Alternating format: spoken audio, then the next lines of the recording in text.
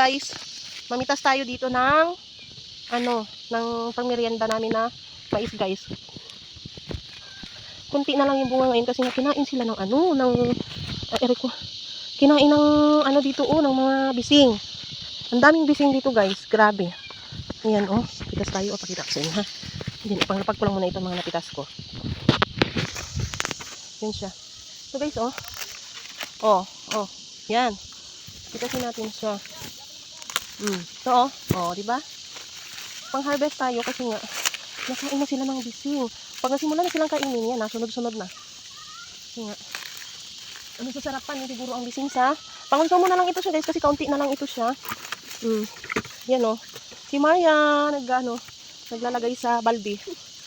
Yung sabi nga, ipapapitasin na namin yung, mapapakinabangan. Kasi nga, pag ito na, sayang, pag nakain na ng bising. Yun, guys. For the harvest ang mga person. Lalo na favorite pa naman to ng mga butanding. Ate. Ito tayo, guys. Sabi ng papa, may harvest na. Hala, tingnan nyo, guys. Mayroon ditong marang. Pang kain-kain na naman. Yan, tingin ka dyan, ate, habang kami mapipitas. Yung iba kasi, pa siya, guys. Hindi pa siya ganun ka gulang. Ate, halika. Mama, pwede na ba ito? Tingnan nyo, guys, ganito ang nangyayari kapag kinain na siya ng may laman pata. Ayan, pag kinain na siya ng bising.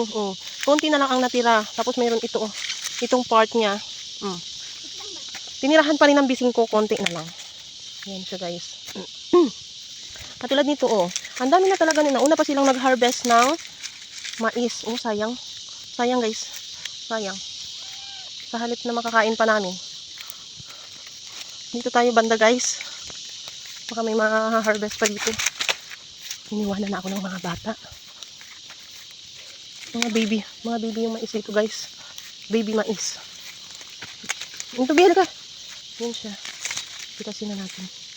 Baby mais siya, guys. Kaysa kainin naman ng mga bising.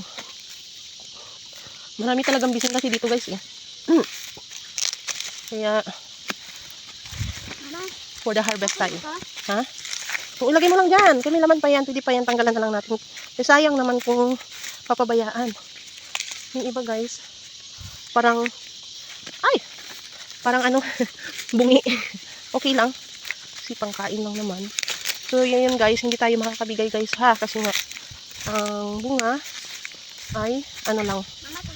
Oo. Ay, kukonti. Hindi siya, pang konsumo lang talaga to, guys. Hindi siya pang hindi siya pang benta, ha. Pangonsumo lang talaga namin. So, yun, guys. Siksik mo dyan, Bi. Tapos, babalatan namin. Tapos, mamaya, ay lalagain namin to. Parang mga dinumog-dumog pa yung aso dito, guys. Tara na. Ayun, guys. Ang dami namin na-harvest. So, yun, let's go. Let's go, guys. Isang balde, may pangonsumo na ang mga bata dito sa bukid. Yan.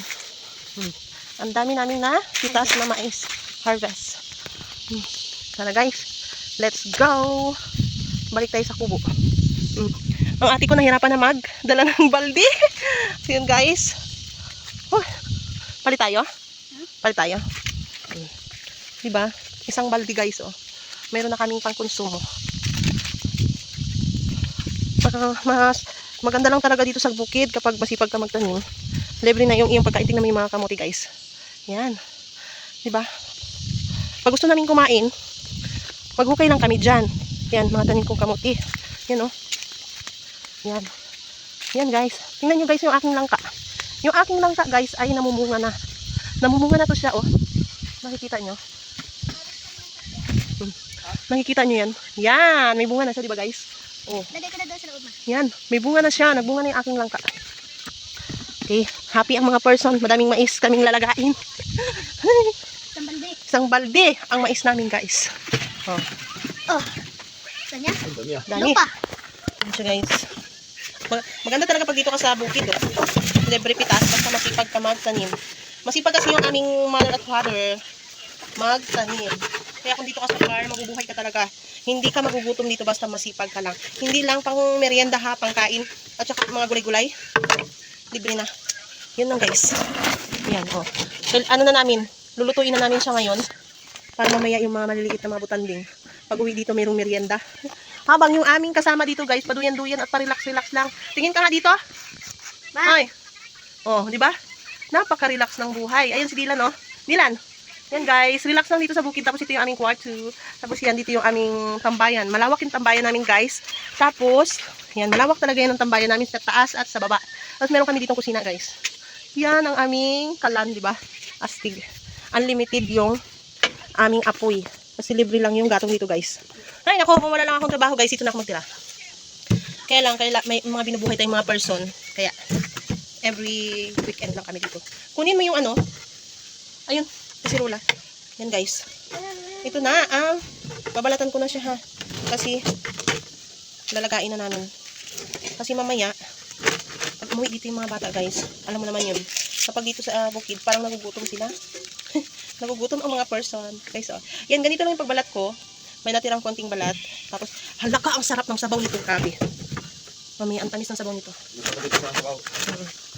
Masarap siyang inumin. Tapos, parang gamot siya sa UTI siguro So, guys, hindi ko siya masyadong binabalatan kasi nga para yung ano, yung dahon niya Yan siya guys. Okay. Balatan ko lang siya ng konti. Tapos ano na, lagain na natin. Gasan mo muna yung ano ha. Yan guys. Magbalat tayo ng mais. Free na yung ating merienda nito guys. Diba? Kasi sa mga tinapay dapat mga galing sa farm yung ating lulutuin. O, diba? Kasunod guys, kapag dito na kami, siguro ganito na lang rin. Tanim-tanim ng mais.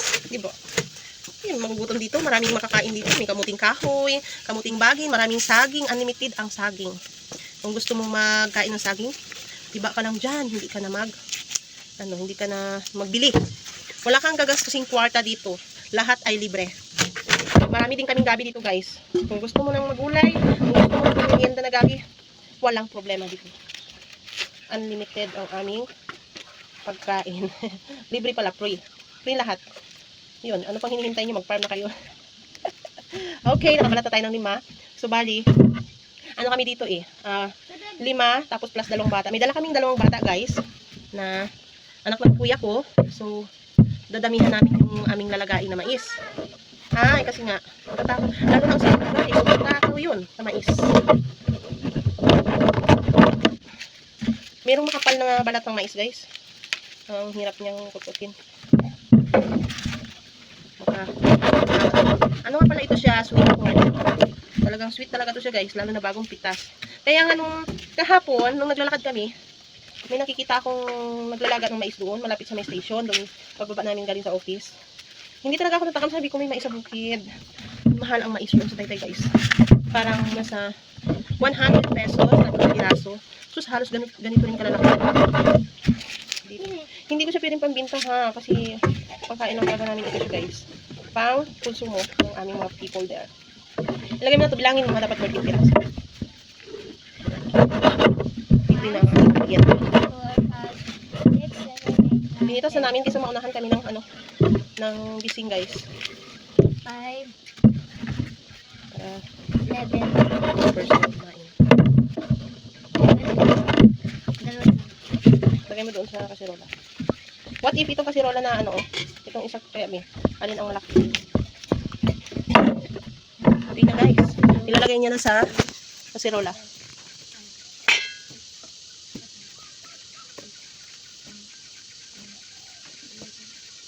Ayan. Piko lang pa ng 2. So, patay ng 2. Tapos yung iba is bukas na naman. Or mamaya. Maglalaga ulit tayo. No? Okay. Natakaw pa naman ng mga bata dito guys. Natakaw nito sa mais. Ayan. Malatan mo. Okay na yan para may sobra. Baka si Sia mag 3 piraso. baka makadami pa yun.